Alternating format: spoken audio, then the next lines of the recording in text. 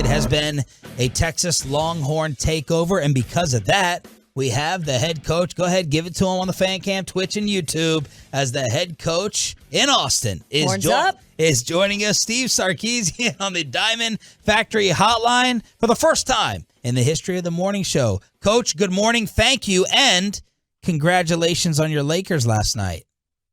Good morning. I appreciate y'all having me on. That's a pretty good nugget, about me and the Lakers. But, yeah, that was a big win last night. Did you stay up for the whole game, though? Of course I did. Okay. You got a pick for the series? I'm going to go Lakers in 6. Ooh, there you go. Okay. That the script writers are there. And then favorite all-time Laker, and who was it? I think it was Stephen A. Smith and Shaq said, it's time to talk about Steph as the greatest point guard of all time, even over Magic. To that, you say what? Well, first of all, Kobe Bryant. Okay. And that's hard for me because I grew up in the Showtime era with Kareem, Magic, and that crew. But Kobe. Secondly, I don't know how Steph's not in the conversation. He's got 4 NBA titles. The guy's revolutionized the game of basketball with the way he shoots the three, the clutch performances. So I think he's definitely got to be in the discussion if he's not the best. And which basketball player? We also heard you're a huge sneakerhead. So whose basketball shoes did you have growing up first? MJ, Jordan's. There it is. Got to. His sneaker game is fire. Yes. How big is your collection, Sark?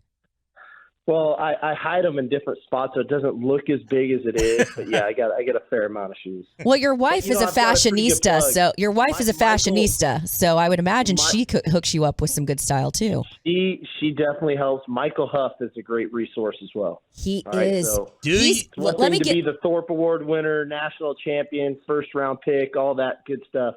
But the guy has got serious shoe game and serious connection to the Let shoe me game. give you a little plug on Huff. Huff's got a store here called Center. I went there one day, and he's got, if you're a sneakerhead, it's just sneakers for days. But, Coach, you don't have more shoes than your wife, though.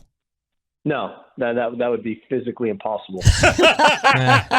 None of us do. Talking with Steve Sarkisian. Analytically impossible. Since we're in the world of analytics.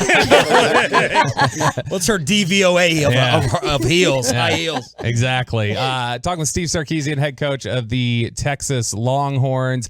Coach, so there's a particular, before we jump into some Longhorns discussion, there's a particular focus on the Longhorns and the Cowboys as it relates to D-Overshown being the third-round pick for the Cowboys. Guy who was a safety at first at Texas, went through a number of changes, in terms of his position. He worked with a number of different defensive coordinators during his time at Texas. Just give the listeners here in Dallas, the Cowboys fans, a quick preview of the type of guy and player they're getting in D-Overshown. Yeah, I think this is an awesome fit for Demo. Obviously, I worked for Dan Quinn for 2 years in Atlanta, and I know the premise of that defense, and it's about running and hitting. It's about having players that are versatile, that can fly to the football, but have a high football IQ, recognizing situations as they come. And I think that all those things epitomize Demo. He can run.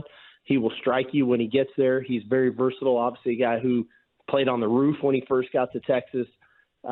Came down, played off the edge, in space. We moved him into the box, and then we actually put him on the edge and let him rush the passer this past year. So I think there's a level of versatility there. Really high football IQ guy. I just think it's an awesome fit schematically and personality-wise. How much do you think it helps, guys like yourself, Harbaugh, Saban, all having the NFL experience and making it applicable to these guys in college as they go through this process? I mean, you have so many of these draft guys, GMs, scouts reaching out to you. How much does it help with just your fluency in helping these guys get drafted to the NFL? Because we are certainly seeing more of it at Texas here recently. Well, I do think it's helpful. I mean, having those connections is important, but I think also schematically what we do, the style of play on offense, the style of play on defense, how we teach our players, I think so that it correlates to the NFL. I think the value that we place on special teams, I know myself, Coach Saban at Alabama, that even starters play on special teams knowing that that's possibly your avenue to at least get started in the NFL. So I think there's a lot of things that we try to do. And then obviously just trying to create that access for the NFL when they come. But, it's pretty amazing to think that, when basically the Atlanta Falcons entire coaching staff and general manager come and watch us practice spring ball this year on the same day they're coming to meet with Bijan Robinson. So not only are they, meeting with Bijan, who they end up taking with the 8th pick of the draft, but they're already getting a head start at looking at our players, see how they coach, the style of schemes we run. So we try to provide that access as well, that hopefully in the long run, a year or 2 from now, 3 from now for some of our young men, that it'll pay dividends for them. Coach, I love that you brought up the spring game because as a Texas Longhorn, someone who works at the Longhorn Network, I can't remember an orange and white game getting so hyped. And yet a little bit of a concern about the way that Arch Manning played, 5 of 13 for 30 yards. Should fans be concerned, and how much stock do you put in that game as you start thinking about who's going to be your starter? No, hey, he's on the right trajectory that he should be on. He's a true freshman in college. He really should still be in high school. Just finished his first semester on the 40 acres. And so there is a definite transition there. There's a transition to college life. There's a transition to the scheme that he's hasn't been accustomed to. There's a transition to the speed of the game and how it goes. So there were a lot of really good moments that Arch had throughout the spring. And there was a couple tough days. And, I think he and I could both agree that wasn't his best day, but we weren't great around him either. But I think there's a lot of room to grow for him this summer. There's going to be a lot of room for him to grow in fall camp. But ultimately, it's a great room that we have with Quinn Ewers, with Malik Murphy, with Arch. That's what you got to have in college football. You got to have a room that is pulling for one another, that is willing to develop at their own pace, whatever they need. But I'm super pumped that Arch Manning's on our team, and he's going to be a great Longhorn before it's all said and done. What are you liking from Quinn so far? Where have you seen his game develop? Yeah, I think there's a real conscious effort when Quinn came back, really going into the bowl game. I thought he actually played really well in the bowl game. But coming out of the new year, I just think there was a new sense of I don't want to call it commitment because he's always been into it, but just a new sense of this is his team. And I think it started in our winter conditioning program. He was definitely, just working, engaged, leading, doing all the right things. Then it goes to, getting his hair cut, trimming the beard, doing those types of things. Then it went to spring practice where I just thought he was in such command. He was very comfortable with what we're doing. There was a sense of urgency that I liked. But you could feel a guy who was in year 2 in our program and in our system, and much, minimized the mistakes, but yet capitalized on the big playability and the arm talent that he has.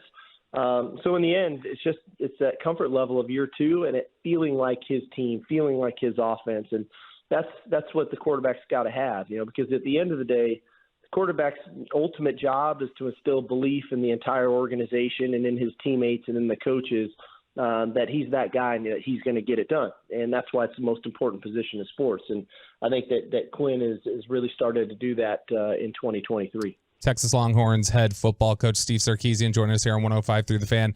Coach, any other standouts that you'd like to highlight from the spring game, guys you felt really good about? Well, I think at the end, I know there's this microscope on just the spring game. I look at the totality of 15 practices.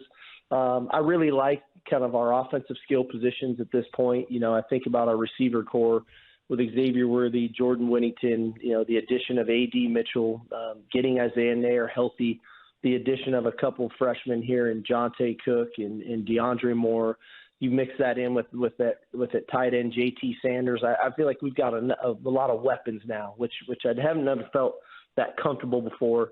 I think defensively we got a lot of versatility in the back end, but Byron Murphy out of DeSoto has just been an absolute stud for 15 practices on the defensive line. So that's been a real positive. And then a newcomer who, just because everybody we're talking about that, Anthony Hill out of Denton Ryan has just been, you can tell, you can see it. So we got to find the best way to put him in the best position to have success. Coach, really appreciate your time. Steve Sarkisian, the head coach of the Texas Longhorns. You guys are going to be in Dallas. So fans, if you're looking to be a part of this, the 2023 Texas Fight Tour is going to be at Ferris Wheeler's Backyard and Barbecue. And it's not going to be just you. We've also got men's head basketball coach Rodney Terry, the women's head basketball coach Vic Schaefer, and athletic director Chris Del Conte, former TCU god here in the area that we were able to snipe down in Austin. Thank you so much for your time. And real quick, Is Texas back? You know I'm not going to do that. I'm going to say this. I really like our football team, and I like our team because of the talent. I like our team because of the continuity of our staff for 3 years now. I like our team because of the culture we built. So I'm excited about our season. What does back mean? I don't know, but I do like our football team, and I think that we got a chance to be a championship football team this fall. So we'll see. All gas, no brakes, Coach. Coach, I'm gonna be That's right. I'm gonna be selfish and also help you at the same time.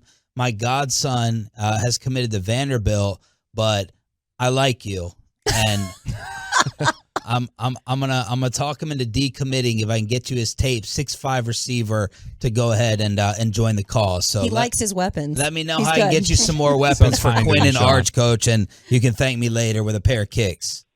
I love it. Y'all be great. Hook 'em. We'll see you. Thank you so much. Thanks, Coach. I was like, give me your phone number. That ain't happening. Let me text you the tape.